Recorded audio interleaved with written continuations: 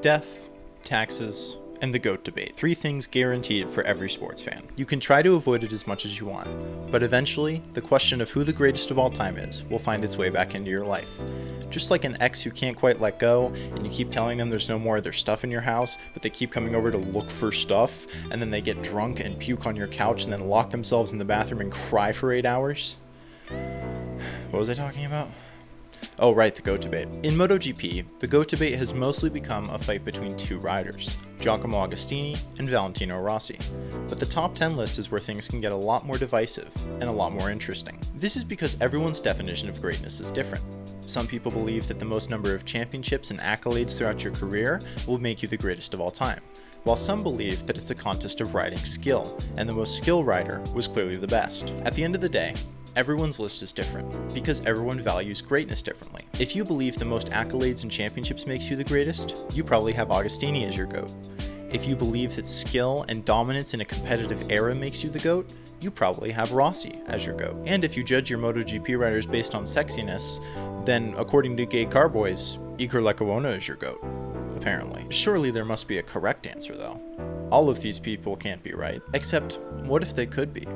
What if we took everyone's opinions and smashed them together into a mega list, democratically choosing who the greatest MotoGP rider of all time is? For this, I took 23 top 10 lists from Motorsports Magazine, sports media outlets, and YouTube channels. Then I averaged out all the results to come up with the true democratic GOAT list. So now, let's find out who the greatest rider of all time really is.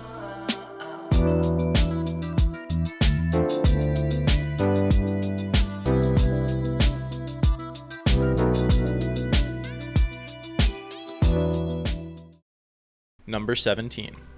Maverick Vinales. With only 3 appearances on lists and an average placement of 9.67, Maverick Vinales is the lowest entry on our list. The 26-time winner and 1-time Moto3 world champion has no business being this high. My only guess is that this is a leftover from the time where people thought that he would be Valentino Rossi's successor at Yamaha. He is a great rider without a doubt, but top 10 of all time on 3 lists feels like a stretch. Number 16. Jeff Duke. Jeff Duke takes the next spot on our list.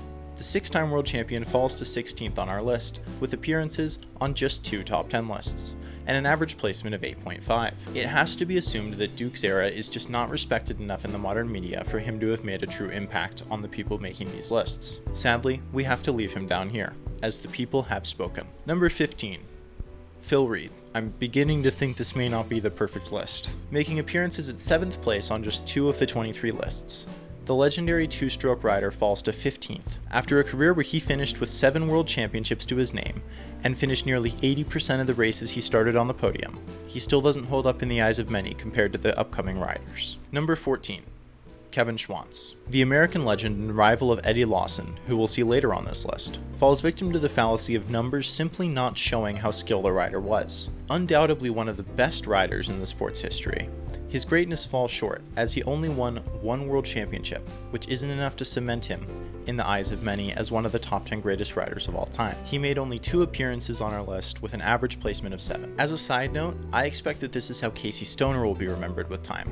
A little more fondly because he won 2 world championships, but I don't think that his pure riding skill will translate to future generations, and they'll just look at the numbers and not realize how truly amazing he really was. Number 13.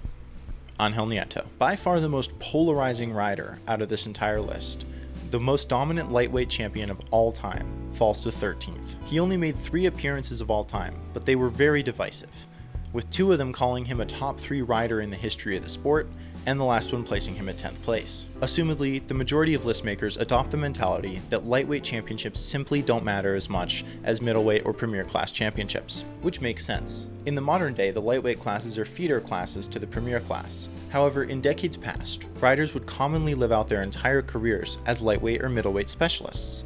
Angel Nieto was the most successful of these, winning 13 world championships across his career. However, because of a premier class or bust mentality, the rider with the second most world championships falls to 13th on our list. Number 12.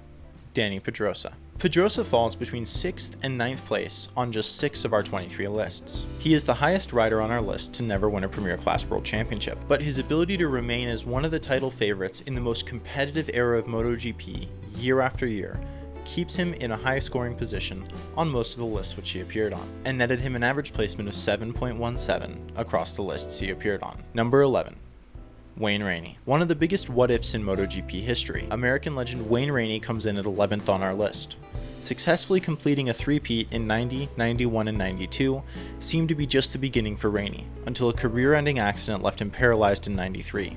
His sheer riding ability, finishing his career with an almost 70% podium percentage, netted him an average position of 7.7 across 8 lists, but one can only wonder where he would be if his career hadn't been cut short. Number 10.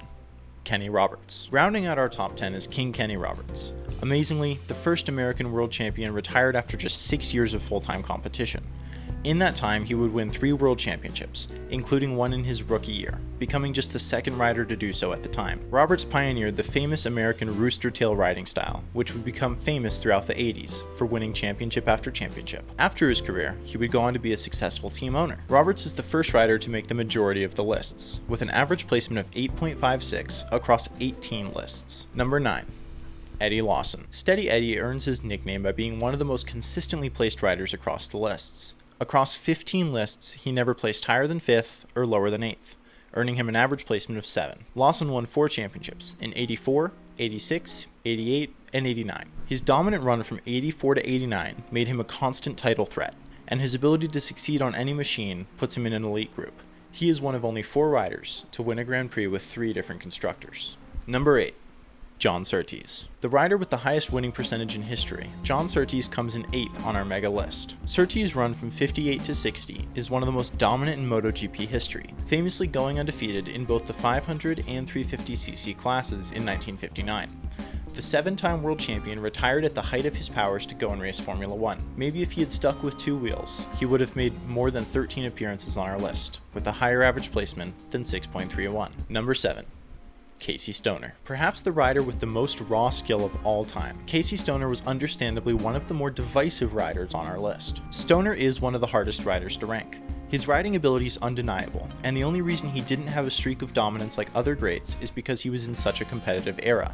In addition, his early retirement leaves fans wondering what else he could have done. Placing as high as 2nd on one list and failing to make 2 lists entirely, Stoner comes in 7th on our compiled list with an average placement of 6.95. Number 6.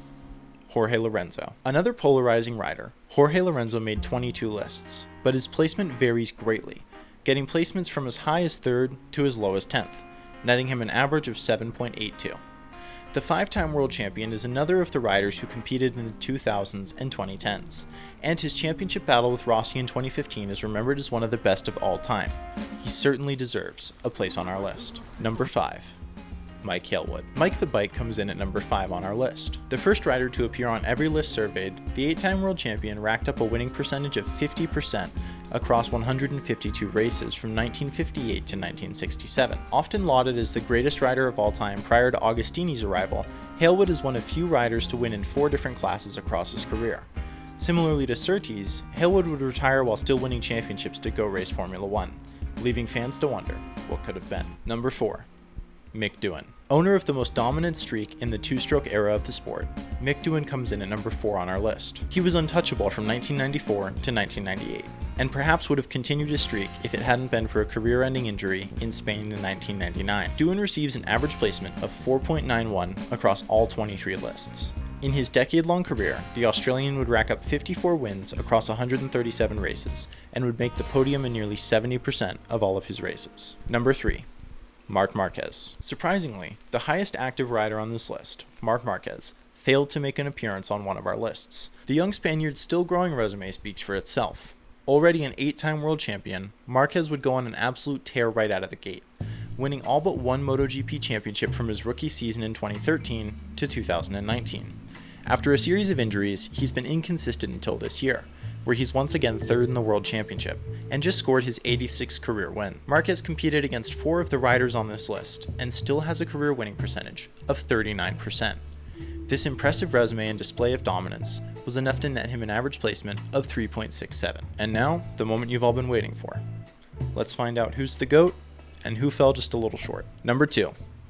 Giacomo Agostini. Coming in at number 2 on the list is Giacomo Agostini. Owner of the most dominant streak in MotoGP history, Agostini won 15 World Championships, the most in history, 122 races, the most in history, 35 consecutive races, the most in history, and similarly to Surtees, would finish the 1968 season undefeated in both the 500cc and 350cc classes.